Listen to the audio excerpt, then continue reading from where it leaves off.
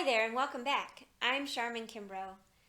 We are talking about Narcissistic Victim Syndrome and trying to identify some of the ways in which to break free of a narcissist and begin to heal. One of the things I notice the most as a presenting factor when a client comes into my office, having lived under the oppression of a narcissist for so long, is that they come to therapy because they are no longer able to cope with life.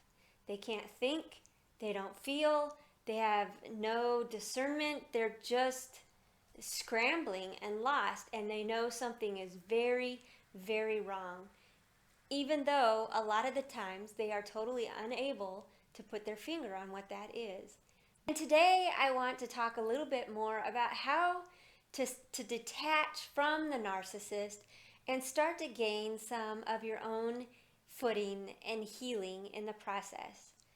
I know that when you come looking for therapy or counseling or coaching, that it is because you are no longer able to cope with life yourself. And a big part of that is because you've spent so much time being told that you are stupid, that you can't trust what you think, you can't trust your memories, and that what you are feeling is ridiculous. So finding your way out of this place really means starting with learning to trust yourself again, learning to listen to yourself again, and learning to just believe that what you feel and what you think and even your opinions and your personality it's valid, that it does not have to be dependent upon the narcissist telling you what to do, what to think, and how to feel.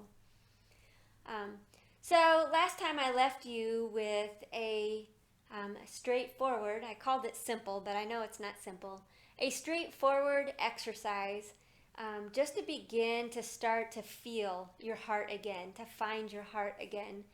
And that was to take the time to sit and think through every way you believe you've been harmed, no matter what anyone else says about it.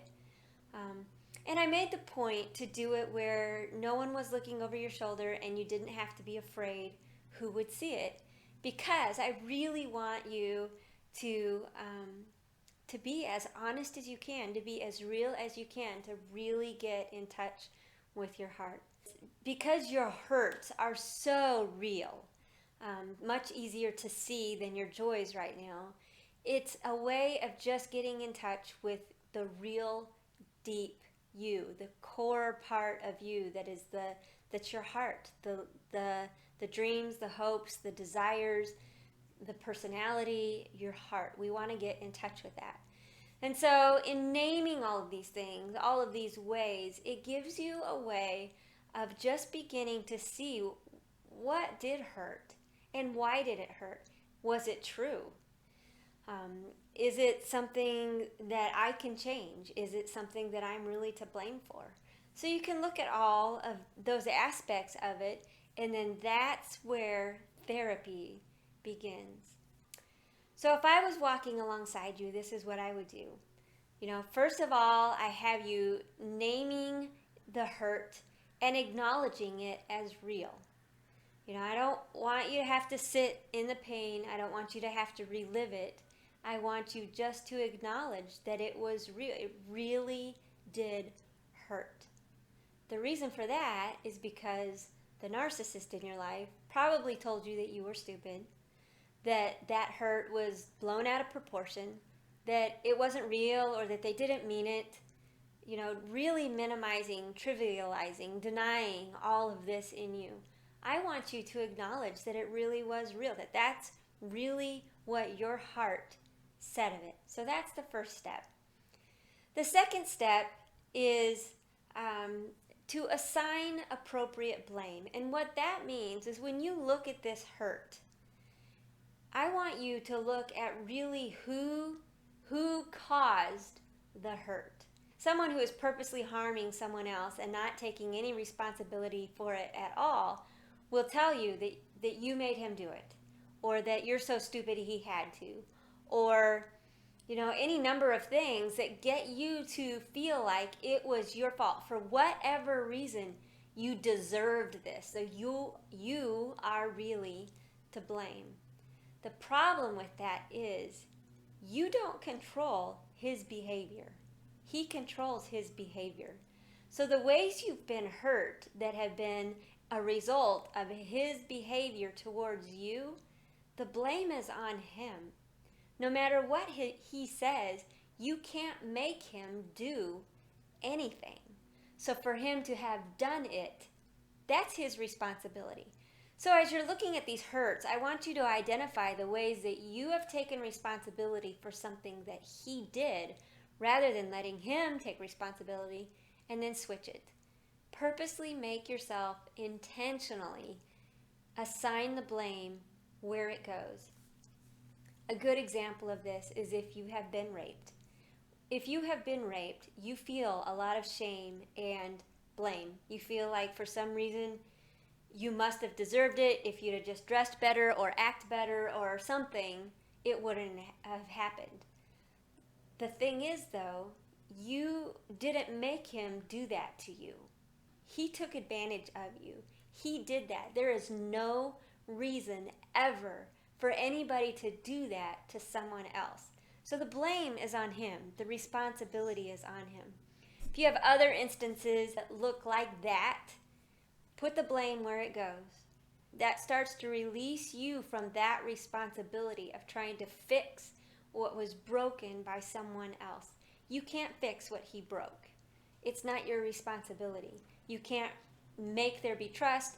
You can't make there be renewed hope. You cannot fix what he broke. That is his responsibility. So that's one of the things that you're going to work out as you're working through your journal. So the other thing you want to be watching for is breaking agreements. And that means anywhere you are believing a false assumption or a lie that has been told to you. You have agreed with this false assumption or you have agreed with this lie told about you. I want you to break it.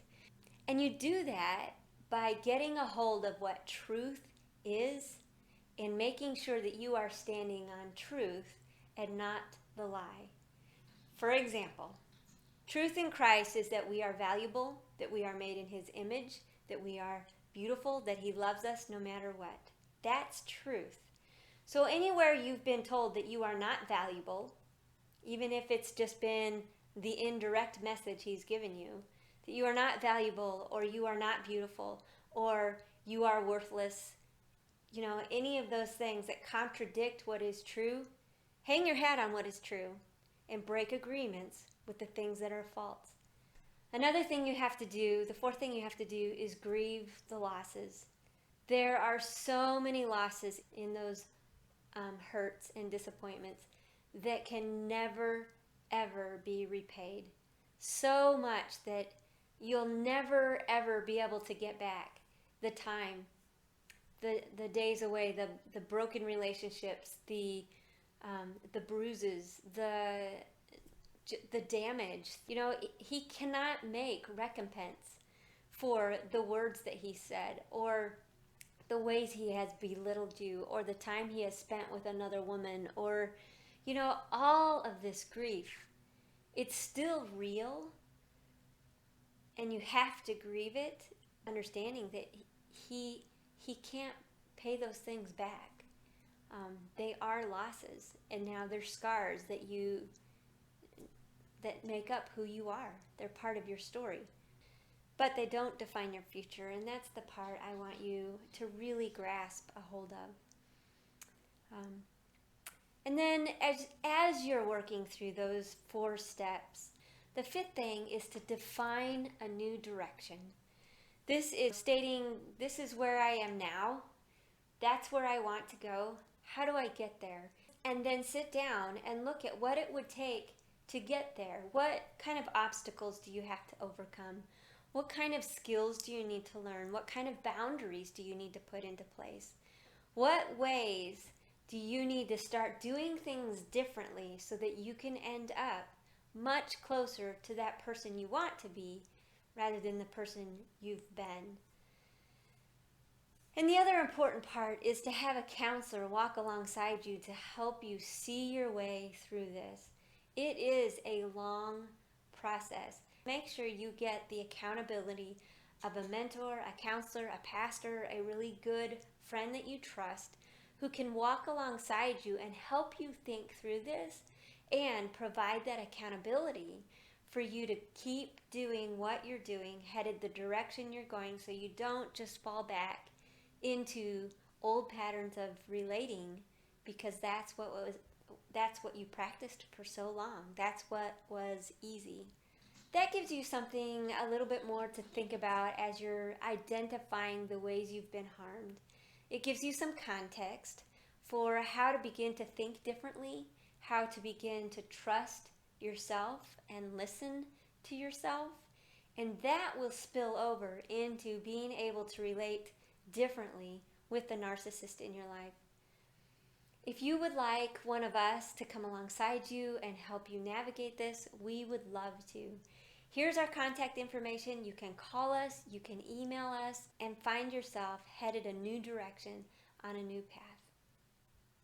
Thanks for taking the time to stop by today. I hope that I've been able to speak some hope and some life into your day today.